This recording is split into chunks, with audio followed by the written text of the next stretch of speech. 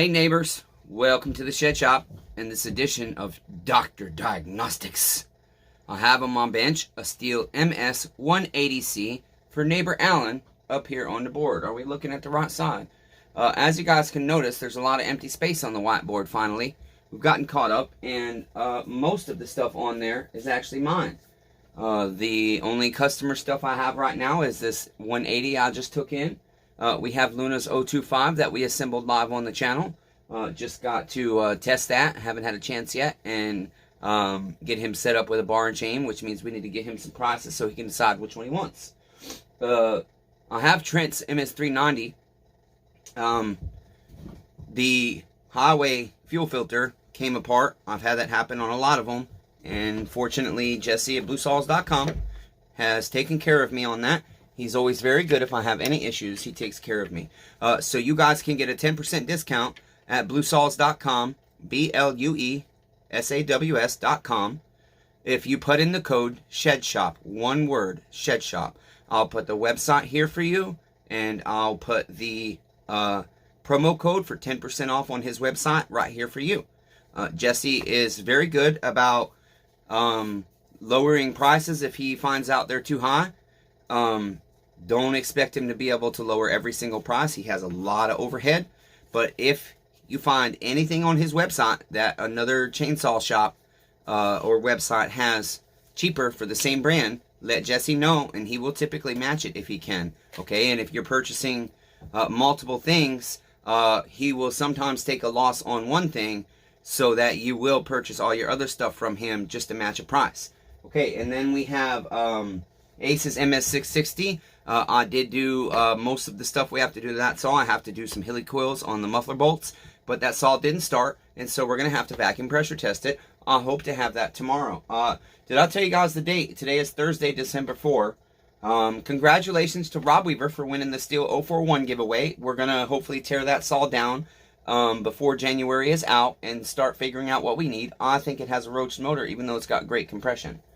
And then Jimbus, his saw is on the way to his home, and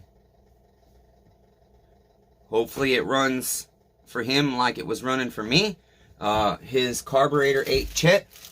The first time I barred it up with a 25 instead of the 18, and I have not been able to repair the air leak in the carb, but I have a buddy that tried. He replaced a little tiny diaphragm in the main jet, but he's going to make me a new diaphragm, and we're going to try that. Okay, and then I have Nathan's 041.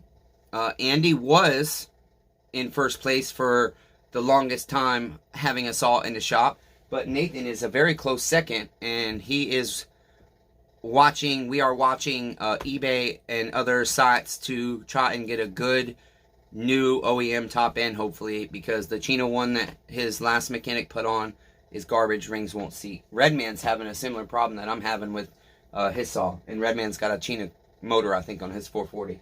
And then Dan is also, his saw's been here a long time. That's actually Kerry. That's a Husqvarna 338 XPT, and I can't find the right damn worm gear, but the guy doesn't communicate, so I focus on other priorities when people don't answer their phone. And that's it. The rest of the stuff is my stuff. I have two saws that won't idle, an MS250 and an MS390, and I've tried different carbs on them, and they both passed the back pressure test, but they're doing the same thing. And so the last thing I have that I can try realistically is the coil, and then I'll test my brand new fuel lines to see if somehow I got a faulty fuel line. That does happen sometimes. But anyways, so the saw on the bench, neighbors. I just wanted to give you guys a little update. That's your Shed Shop update for the week, because I've been doing you dirty and not getting it to you. Alan said that this saw hasn't been started for a couple years. It sat for a couple years, and it shows. You'll see in just a moment. But he said when it was running, it was a nightmare to get it started.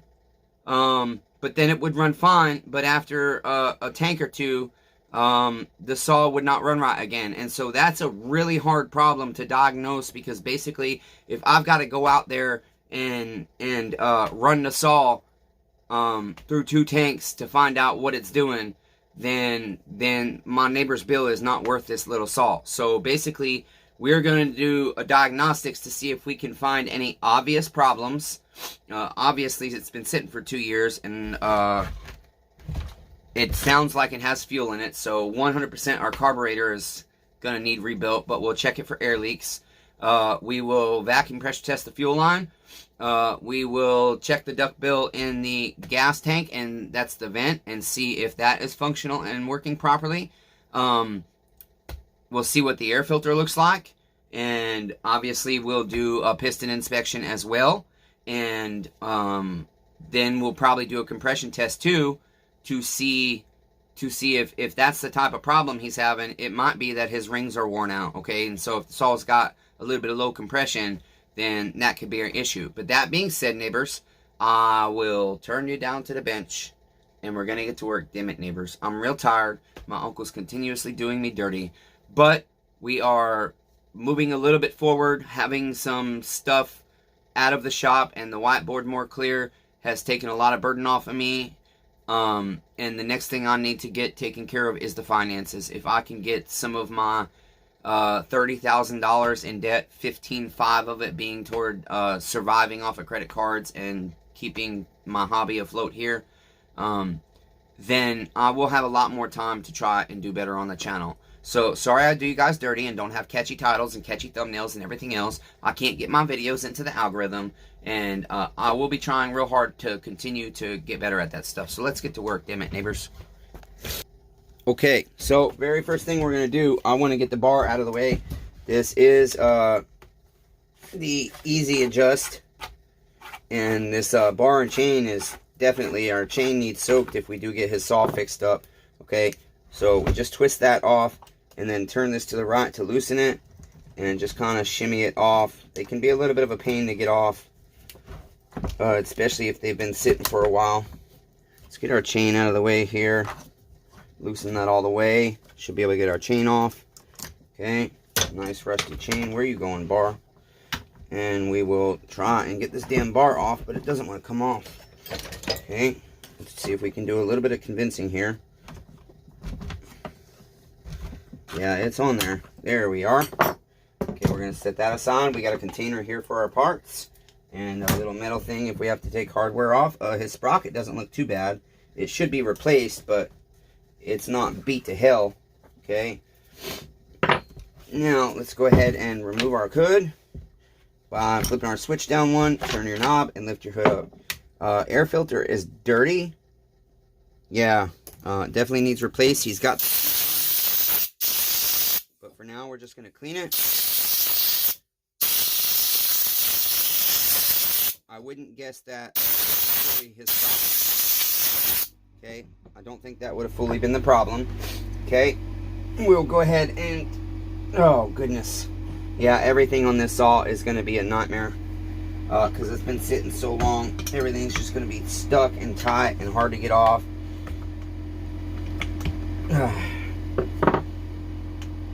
Okay, let's see what kind of fuel we got in here.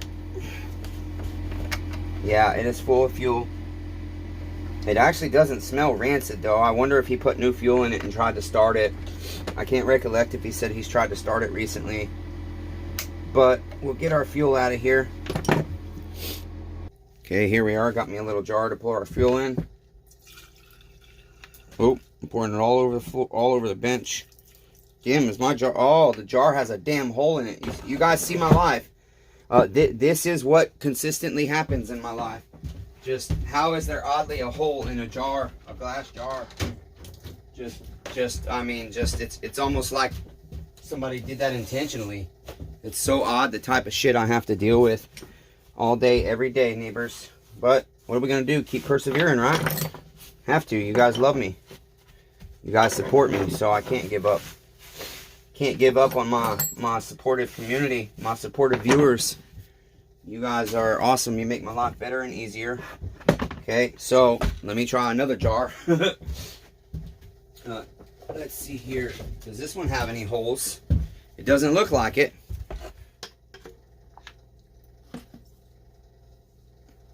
Okay, that's most of our fuel.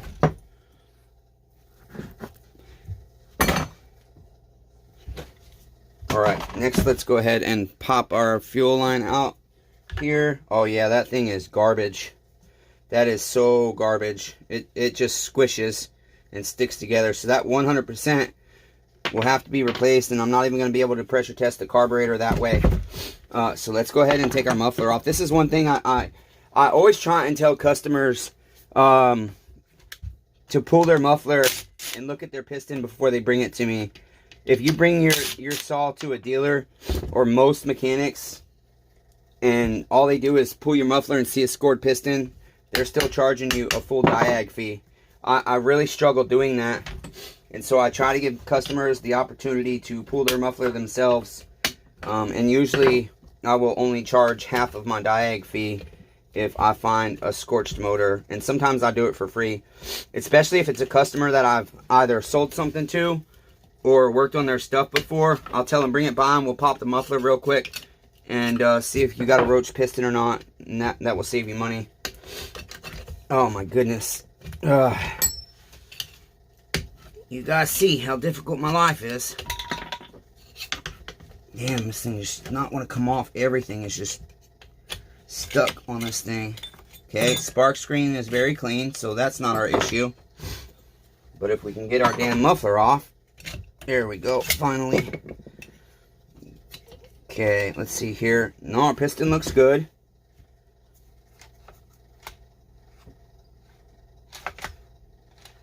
Okay, yeah, the piston looks pretty good. I don't know how good you guys can see there. Let's see, try and get you a good view. Looks pretty good. Okay, so I don't think the piston is the issue. And so what we're going to do is we're going to go ahead and vacuum pressure test the saw and the carburetor as well. Let me find I have a block off made for this saw right here. Okay. I got to take this plate off. And this, you got to pop one of these screws out, pull it forward, pop the other one to get that off. Otherwise, it just keeps getting caught there. It's a lot easier if you just do it that way. Okay. And then we will put our muffler bolts back in. Go ahead and put this rubber block. This is just 1/8 inch rubber that I have cut to fit this saw. I buy the long roll of 1/8 inch rubber, and I use it quite frequently to test saws. And that way I don't have to buy all this specific block offs. Okay, go ahead and put our muffler on, and we're just going to snug these up. We don't have to over tighten it. It is rubber, and so it doesn't have to be super tight to create a seal. This saw is dirty as hell. And real quick, I'm going to go ahead and look through the spark plug port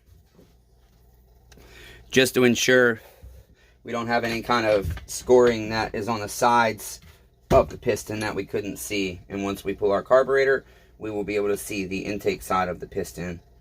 And this also will give me an idea. Yeah, it's pretty much the color we want to be. It's a light brown. That's a good color. It looks like the saw was seemingly tuned in right, but the problem is it's been setting for 2 years. And so that fuel line could have been bad 2 years ago. Or it could have gone bad sitting in gas for 2 years. You never want to leave your small engine equipment stored with gas in it. His switch seems a little loose here.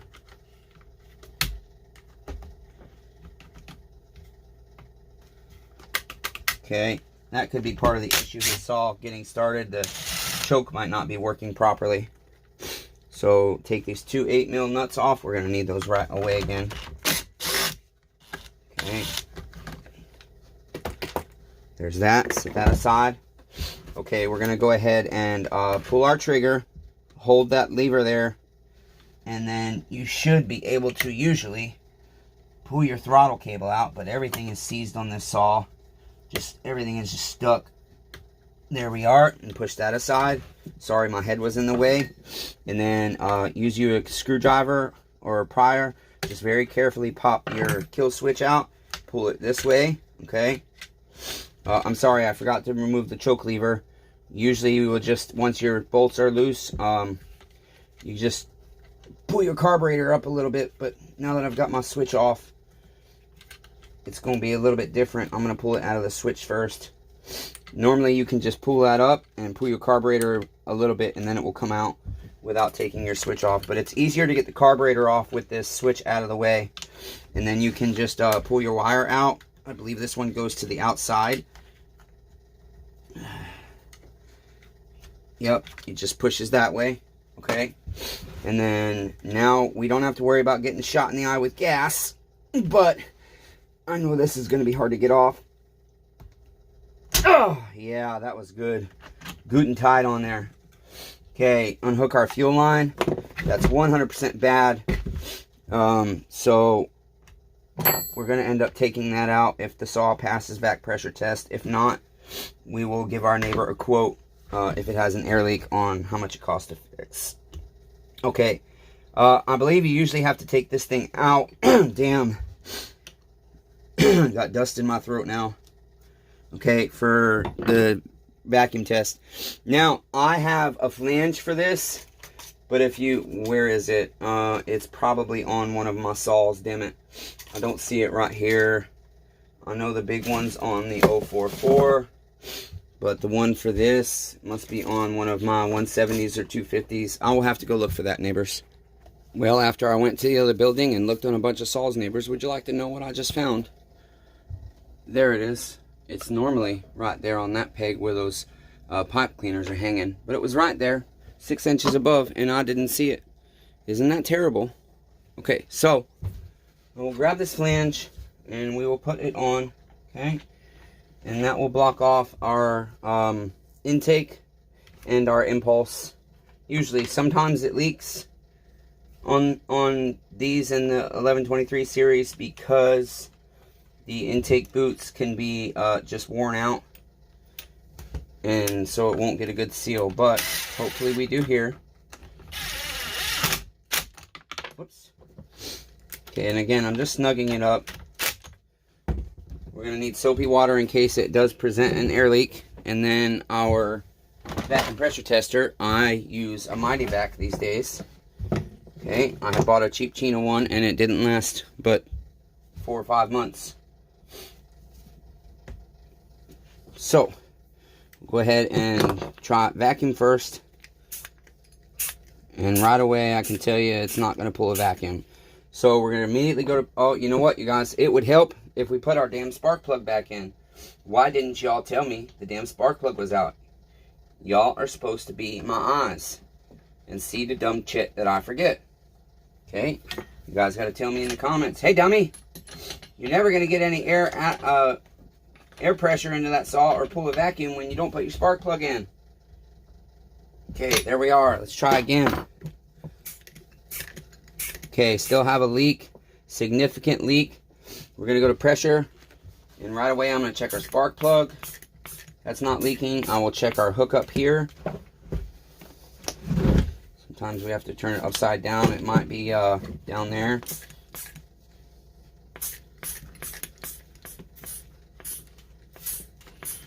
My leak down tester, for some reason, I can't never get to stay at 10 pounds.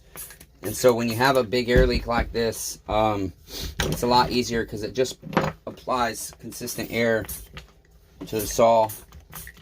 So right now I'm checking for human error on my muffler connection. And this hose is getting shorter and shorter because almost every time I use it, I have to cut half an inch off of it because it gets loose on the fitment here. And so I'm going to check that too real quick. No air leak there.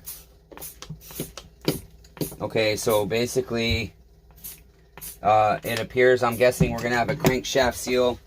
And so for the standard diagnostics on a small saw like this, I will go ahead and spend a few extra minutes to try and find his air leak. That way I can let him know the price to rebuild the saw.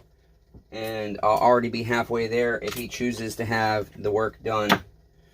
But in his case, I don't know that it's going to be worth it because the problem is when you add a fuel line, when you add a sprocket, when you add all these little things up, a spark plug, a fuel filter, a carb kit, and everything else on a little saw like this, and then if we're replacing crankshaft seals, you could go buy a new one for probably $50 or $75 less than you're going to spend with me.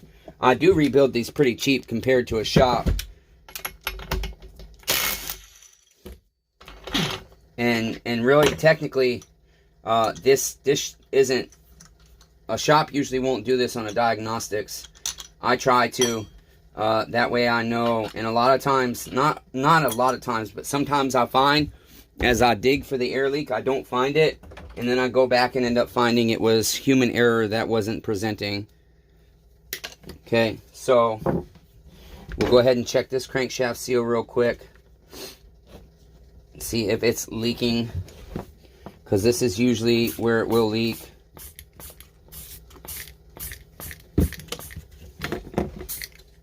Don't see a leak. Oh wait, yes I do. Okay, he's got a crankshaft seal leak. You can see it bubbling up right there. Okay, let's keep going. See it blowing bubbles. Do you guys see it? Right here at the bottom. Okay, here we go. See it bubbling up? Looks like you can see it. We're blowing a bubble. So, I will let Alan know what it's going to cost. The problem is, a lot of people will tell you that right there won't impact your compression test, but it will, okay? If you're losing air through a crankshaft seal, it will impact compression. So I didn't ever look through this damn port, did I? Did us dirty. Okay, so let's go ahead, get our inspection light, and we're just going to look, and if I think his cylinder is in good condition, then I can tell him, you know, basically your motor's good, but this is what it cost. The problem is you have to take the whole damn saw down to do the crankshaft seals on this. We got a good amount of carbon buildup. I see a little bit of nick, or a little bit of scratches actually, probably caused by carbon deposits on the exhaust. Damn it, what's it called? Exhaust port there. So we're just gonna see if they're nail catchers.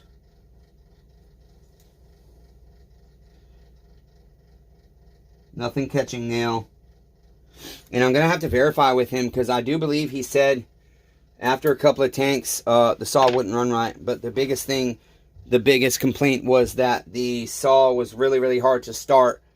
And once you got it started, it would run good. And I would say usually the culprit is these garbage carburetors with one damn screw. I hate these things. I cannot tell you how many times I have an 017 and an MS170 right now with, I cannot get tuned in right. And they have those carbs on them, and I've verified no air leaks. I've verified my coil. Everything is good on the saws, and they're a nightmare to get tuned in. So I'm just looking for this to remove our flange, and then that's going to be it. For now, I'll put everything in the bucket, okay? And if he doesn't want the saw rebuilt, he will have to pay me my diag fee, and I will go ahead and put the parts back on the saw if he desires, for no additional charge, obviously. Shops will usually give you, dealerships will usually give you your saw with all these parts taken off in a bag tied to your saw. So that's going to be it, neighbors.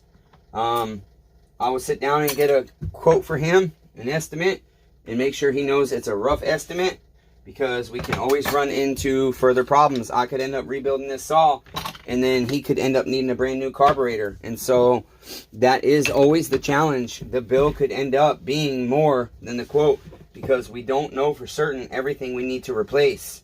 Okay, I am curious. Let's pressure test our carburetor real quick, just for fun, and see if it passes. I just had a fuel line here. Here we are. I do need to stretch this a little bit though, because it's been really hard to get on. Okay, and then we just hooked that up where our fuel line hooks up.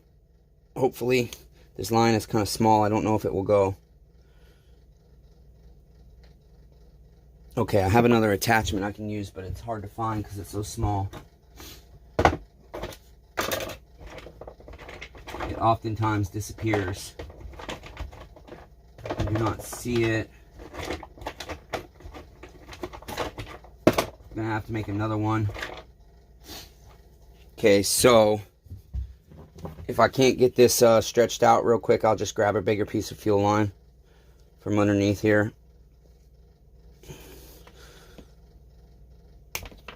Let's see if that worked. A little bit of lubricant. Don't tell my neighbor I spit on his saw, guys. Okay, yeah, I'm not going to fight with it. We're going to go ahead and grab a bigger piece of fuel line here. Okay, let's see here. Right here, we got some bigger fuel line. Where is the beginning of it, though? Nightmares, nightmares, nightmares.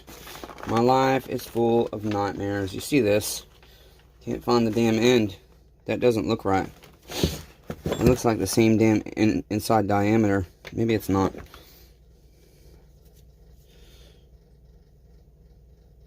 Ah, damn, it won't go on. Goodness sakes. I know this is larger fuel line.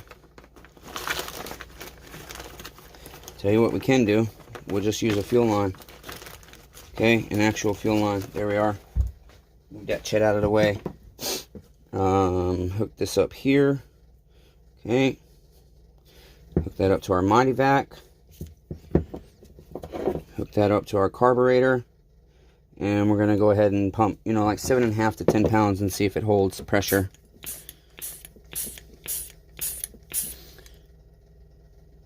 Yeah, it looks like it's not leaking. I'm certain with the fuel sitting in this carburetor. I'll show you guys real quick in case you're new. What fuel sitting stagnant in your carburetor does to your carburetor diaphragms. If I can find an actual regular flathead here. Seemingly I can't. There we are. Okay. We'll just go to our pump side, or our metering side first. This is going to be a Zama carburetor. It looks like C1Q. And that's the most common on the small Stihls. Especially the newer ones. Oh, this is our pump side. I'm sorry. You hear how crinkly that is? That's really bad. Let me show you what it's supposed to be like.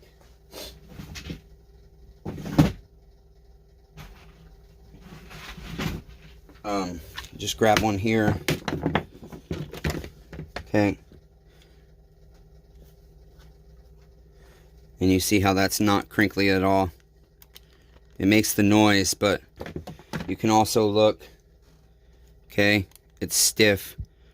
So when you pop that out like that, okay, you can see it's concave this way, and then I push on it and it's concave the other way. That's very, very, you can hear how much louder it is. I mean, okay, and then we do this one.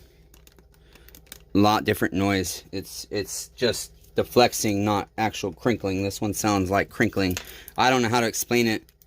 But this is stretched out, stiff, and I can guarantee you this isn't working. And then so if we take his metering diaphragm off, I will show you the difference there as well, because I'm sure that one's probably stiff as hell as well. Either that or super stretched out. The thing is, though, is inlet needle, that pressure test assures that we don't have any air leaks out here, and we don't have any air leaks going into our main jets here. Okay, let me grab this screw real quick. I should have just stopped this video. It was a good short one, but now I've made it too long. Okay, but I'm going to try and give him a good enough deal to have the saw rebuilt. The only challenge is he has to pay the bill if we get, you know, $75 into parts plus my labor, and we end up having to find out our carburetor is bad. It's not just needing refreshed. Then he still has to pay his bill. I've been too much letting people out of bills, or most of it, if I find significant amounts of problems as we go through the saw. Okay, that thing is super, super stiff. Okay, listen, you can hear that little bit of crinkle. Okay, if I take one of these, it's nice and soft. Okay, nice and soft. It's nice and formed right there. And you can see this one, the gasket is stuck to it, but if we take our gasket off, you can see how it's not just shaped, it's actually concaved, it's misformed, and